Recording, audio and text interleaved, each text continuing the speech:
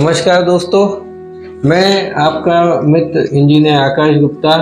आज हम वास्तु में ये जानेंगे कि भगवान की मूर्तियां हमारे मंदिर में कैसे रखनी चाहिए और कौन सी रखनी चाहिए तथा कितनी रखनी चाहिए और किस साइज की रखनी चाहिए। इस बारे में बहुत सारे अलग अलग मत हैं, बहुत सारी भ्रांतियां हैं।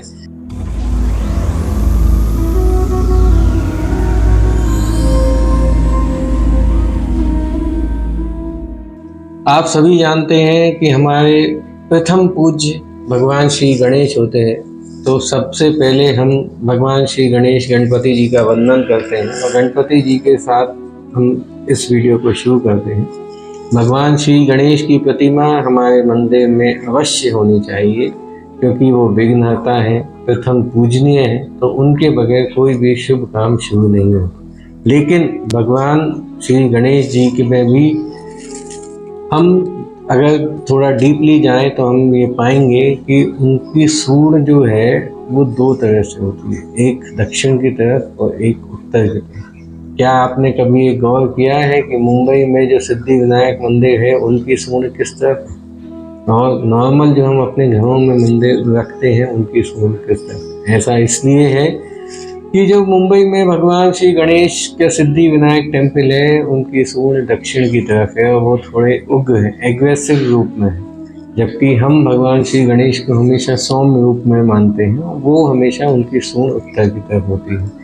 भगवान गणेश जी की मूर्ति यदि आप उसकी प्राण प्रतिष्ठा करते हैं और रोज स्नान कराने वाली मूर्ति, तो वो 1 से 1.5 इंच 2 इंच तक की आप मंदिर में रख सकते हैं। 1 फीट की मूर्ति मंदिर में प्राण प्रतिष्ठा करके घर के मंदिरों में कदापि ना रखें। हाँ, यदि आपका कोई बड़ा मंदिर है अलग, जहाँ वो सिर्फ कमर्शियल मंदिर ही है, मतलब घर में ना हो, तो ऐसी जगह पे आप 1 फीट से ऊंची मूर्ति रख सकते हैं। घर के मंदिर की मूर्ति 6 इंच से ऊंची नहीं होनी चाहिए, चाहे वो किसी भी देवी देवता की हो। अब दूसरा नियम, एक ही भगवान की कई सारी मूर्तियां घर में नहीं होनी चाहिए। जैसे कि हमने बात की भगवान श्री गणेश की। अब भगवान श्री गणेश की मान लीजिए आपके 3 अलग अलग मंदिरों में गए, आप उनकी 3 अलग फोटो या मूर्ति आपके मंदिर में, तो ये आपको शुभ फल नहीं देगी। भगवान श्री गणेश की यदि आपको कृपा पानी है तो आप उनकी मूर्ति रखें, उनको अच्छे से पूजें, लेकिन उनकी मूर्ति सिर्फ एक ही रखें। एक मूर्ति रखना सर्वोत्तम माना गया। इसी तरह यदि आप भगवान शंकर की स्थापना आपके घर में करते हैं तो उनकी पिंडी कभी भी 6 इंच से ज़्यादा बड़ी घर में नहीं होनी चाहिए। 1 फीट से ज़्यादा बड़ी तो कदापि ना हो, क्योंकि भगवान भोलेनाथ जो है वो एकांतवासी हैं। यदि वो अकेले रहते हैं तो वो उस जगह को एकांत या सुनसान बना देते हैं। आप सब जानते हैं कि हमारे 12 ज्योतिर्लिंग कहाँ पे हैं, और उन ज्योतिर्लिंग के आसपास यदि आप गौर करेंगे तो उस जगह पे या तो कमर्शियल मार्केट है या पूरा सुनसान है। इसके अलावा वहाँ पे कोई रेसिडेंस कभी भी नहीं घुस पाया, क्योंकि ये भगवान शिव की जो ऊर्जाएं हैं वो इतनी अधिक है कि वहाँ पे उनको डिस्टर्बेंस बिल्कुल पसंद नहीं है। इसलिए भगवान शिव जब भी आप रखें तो वो सब परिवार रखें। उसमें गणेश जी महाराज, कार्तिकेय महाराज, नंदी और माँ पार्वती सभी को समान रूप में होना चाहिए, साथ में होना चाहिए, सब परिवार में होना चाहिए। भगवान शिव जो भोलेनाथ है उनकी या सब परिवार की फोटो आप जब भी देखें, आप कभी उसमें गौर करें। चूहा और मोर एक दूसरे के जानी दुश्मन, मोर और सांप एक दूसरे के जानी दुश्मन हैं। शेर और चूहा, मोर, सांप ये सब भी जाने दुश्मन हैं। बैल और शेर एक दूसरे से बिल्कुल ही बड़े विपरीत हैं। लेकिन फिर भी भगवान शंकर के परिवार में ये सारे एक साथ एक जगह पे रहते हैं।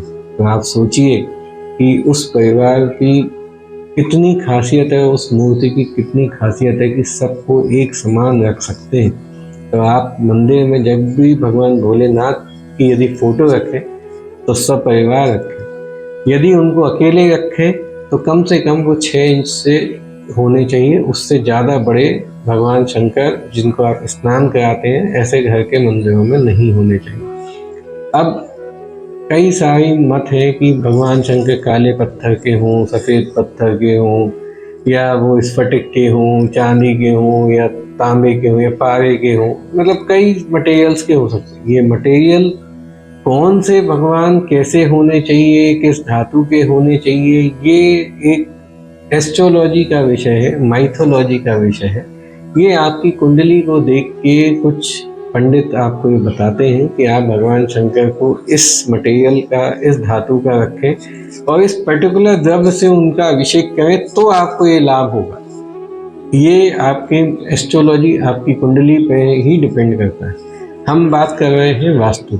वास्तु में हम ये डिफाइन नहीं करते हैं कि वो आप कौन से मटेरियल का रखें, हम उसमें सिर्फ ये बताते हैं कि आपको किस साइज के रखने चाहिए। खंडित मूर्तियाँ मंदिर में कदापि ना रखें, किसी भी तरह की।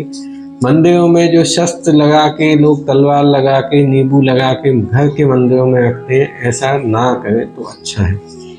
देखिए, सबकी अपनी अपनी साधनाएं हैं, मैं किसी की साधना पे कमेंट नहीं करना चाहूँगा, लेकिन घर में यदि आप इस तरह का कोई काम करते हैं कि त्रिशूल पर नींबू लगा के रखते हैं या तलवार पर नींबू लगा के रखते हैं, इसका मतलब आप माता की शक्तियों का आह्वान कर रहे हैं या भोलेनाथ की असीम शक्तियों का आह्वान कर रहे हैं, जो कि एक ह्यूमन के लिए संभालना बहुत मुश्किल है। यदि वो शक्तियों का आह्वान हो गया तो आपकी नेक्स्ट जनरेशन, आपकी संतान को उसका कष्ट भोगना ही पड़ेगा, आप चाहें या ना चाहें। उन शक्तियों को अगर आपने आह्वान किया तो आपको उनको भोग तो देना पड़ेगा। इसलिए ऐसी गलतियां ना करें। घर में सिंपल नींबू आप उसमें सिंदूर लगा के, कलावा बांध के लौंग के साथ तो रख सकते हैं, लेकिन बड़ी बड़ी पूजाएं, जवारे बोके, तलवार लगा के, त्रिशूल पर नींबू लगा के माँ का आह्वान करना, तो फिर उनकी शक्तियों को पूरा, योगिनियों को पूरा भोग भी देना पड़ेगा। इसलिए मैं फिर से निवेदन करूँगा कि इस तरह का कोई भी कार्य करें कि तो किसी तज्ञ गुरु को साथ में लेके करें। किसी जानकार की आवश्यकता आपको अवश्य पड़ेगी, उस जानकार के साथ में इस तरह की चीज़ें करें, अन्यथा ये आपकी आने वाली संतान या आपकी जो प्रेजेंट संतान है उसके लिए बहुत कष्टकारी हो सकता है।